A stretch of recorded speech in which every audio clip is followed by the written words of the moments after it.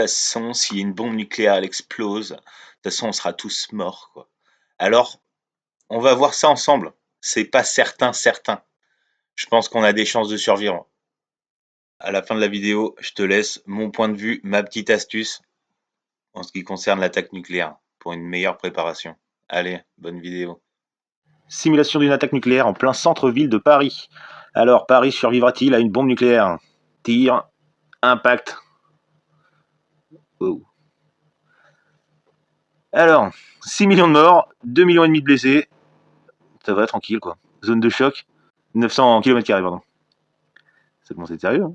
Mais bon, après, sur l'échelle de la France, grosso modo, voilà, quoi. C'est pas oufissime, quoi. Bon, allez, la terre bombe, ça arrive Paris, quoi. 50 mégatonnes, ça fait le ménage. Donc, bon. Après, il y a les questions des retombées. Voilà. De tous les conflits, l'arme nucléaire n'a été utilisée que 2 fois dans la guerre. Le 6 août 1945 à Hiroshima et le 9 août à Nagasaki. La première bombe qui est tombée sur Hiroshima, nom de code Little Boy, a explosé avec une force comprise entre 12 000 et 15 000 tonnes de TNT, ce qui a immédiatement anéanti une zone de 13 km². Que faire? Une bombe vient d'exploser devant vous. Vous êtes heureusement suffisamment loin pour ne pas mourir sur place, mais rien n'est joué car il vous faudra connaître les gestes qui sauvent.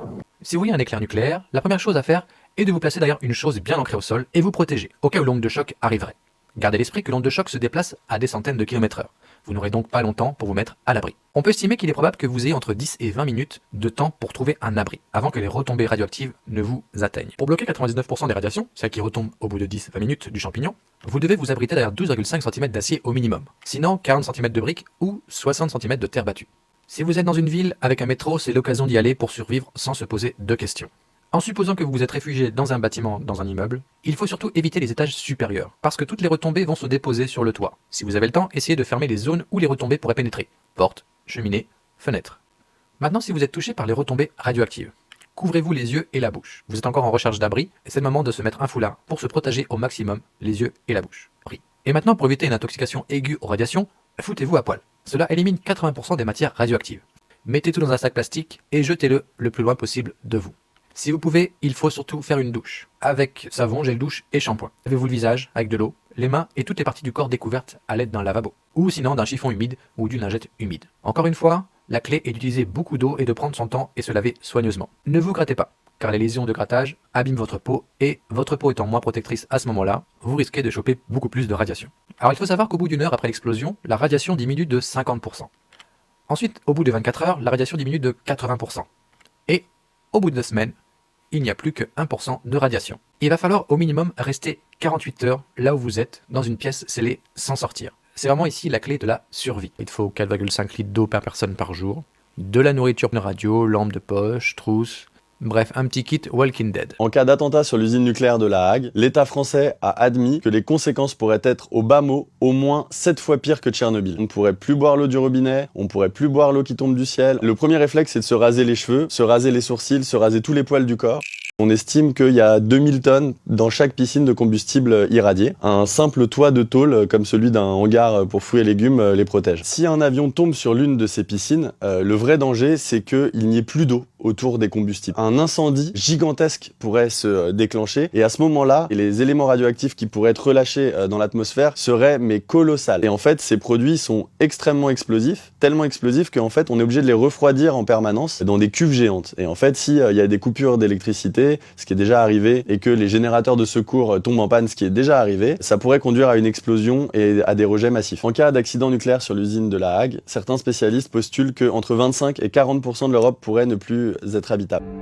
Nous nous trouvons en direct de Cherbourg où l'évacuation a débuté. Le colonel des sapeurs-pompiers refuse d'envoyer ses hommes sur le site. Il pourrait s'agir de la plus grande catastrophe nucléaire jamais connue. S'il faut partir de chez soi en catastrophe, il faudrait se protéger des casques de moto, des moufles, avoir aucune partie du corps en contact avec l'extérieur ou se calfeutrer. Le césium 137, lui, pour s'en débarrasser, il faudrait trouver du bleu de Prusse. Ça se trouve en pharmacie, mais évidemment, en cas de catastrophe, il y aurait des pénuries. Vous l'ingérez et en fait, il va capturer le césium qui est dans votre corps et quand vous irez aux toilettes, vous en débarrasserez naturellement. Si vous êtes dans une zone qui devient contaminée, il faut prendre préventivement de l'iode pour saturer sa thyroïde en iode sain et ça va empêcher quand l'iode radioactif va venir de s'y loger parce que s'il s'y loge après le risque de cancer est extrêmement élevé. La grande problématique des cachets d'iode c'est qu'ils durent que 24 heures.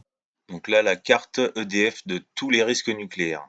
en France la carte de tous les déchets radioactifs et là, le seuil de radiation que tu peux prendre, 20 millisieverts Le annuels. masque.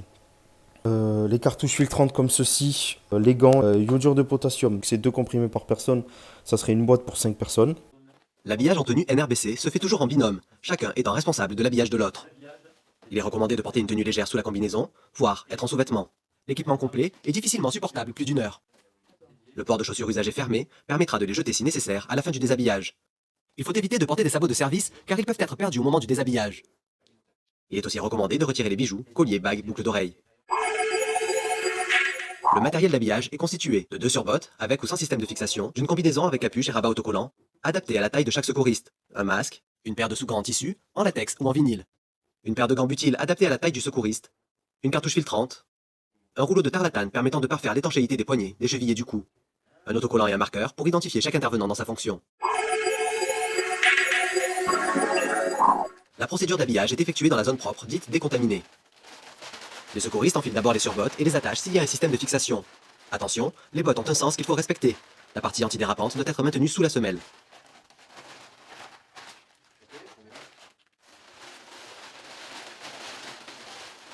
La combinaison est ensuite enfilée par le bas et montée jusqu'à la taille.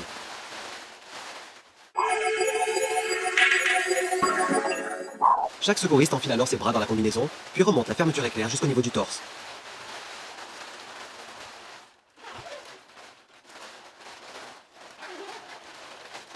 Il faut éviter de monter la fermeture éclair jusqu'en haut pour faciliter le passage de la capuche sans risquer d'incommoder le partenaire.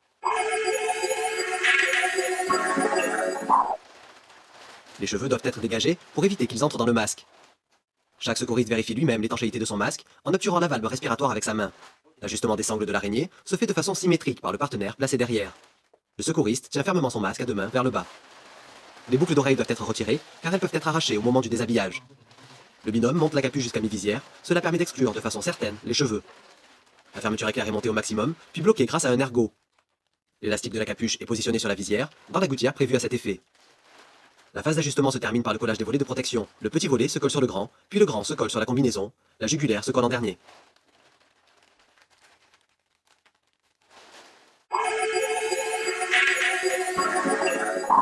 Les secouristes enfilent ensuite leurs sous-gants en tissu ou latex, puis chacun enfile des gants butiles adaptés à la taille. Une dragonne située au bout de la ligne de couture de la manche permet à celle-ci d'être maintenue sur les gants.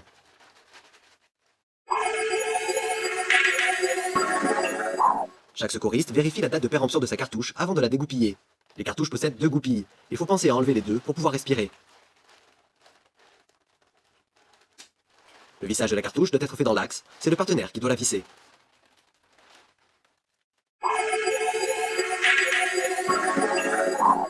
Les extrémités de la combinaison sont renforcées par la pose de ruban adhésif au niveau des poignets, des chevilles et du cou.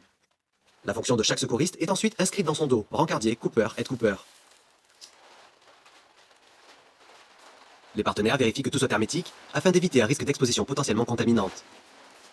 Le binôme ainsi équipé est prêt à passer en zone contaminée.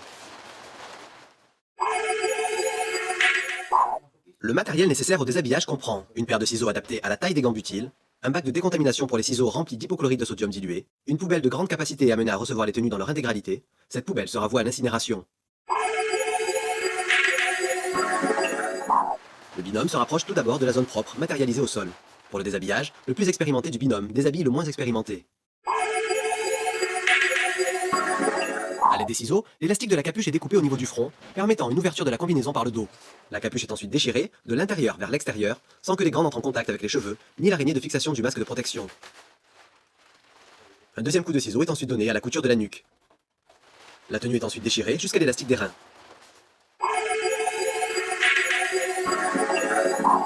Le coupeur repasse devant son partenaire afin que celui-ci puisse dégager ses bras de la combinaison sans perdre ses gants butiles. Il faut penser à découper les liens au niveau des poignets pour éviter que les gants butiles ne restent coincés dans la combinaison.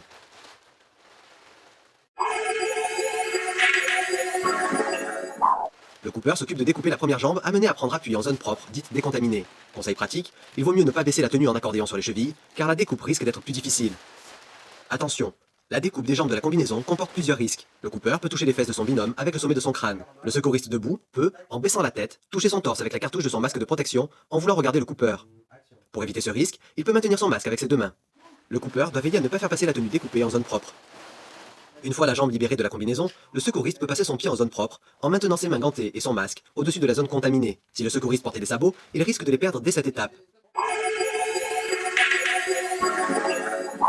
Le secouriste, toujours en combinaison, retire les 2 gants butiles de son partenaire en les attrapant par l'extrémité des doigts.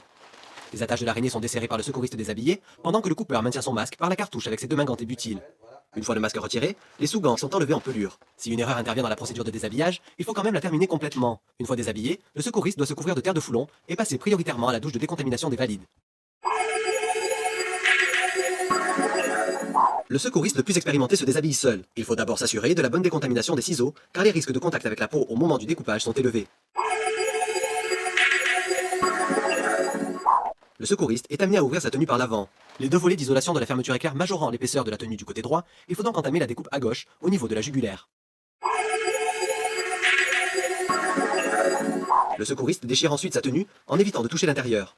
Il retourne ensuite l'élastique de sa capuche de l'intérieur vers l'extérieur en une seule fois, afin de pouvoir dégager sans contamination la tête et les épaules.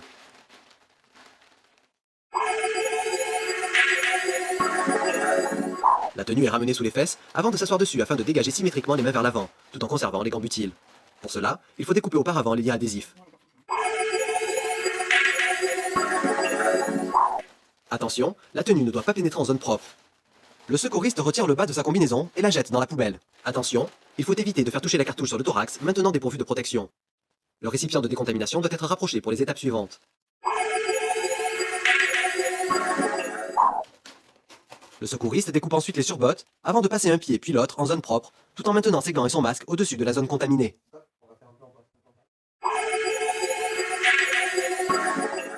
Le gant butyle de la main directrice est enlevé en premier. Cette main permet de desserrer les attaches de l'araignée en passant par l'arrière de la tête. La main gantée butyle maintient le masque par la cartouche. Attention, en passant par devant, le bras du secouriste peut toucher le masque. Il faut donc passer par derrière. Le secouriste retire son masque, main butyle devant. C'est à ce moment-là que les boucles d'oreilles peuvent être arrachées. Avec la main pourvue de sous-gants, il passe à l'intérieur du gant butyle et il le pèle.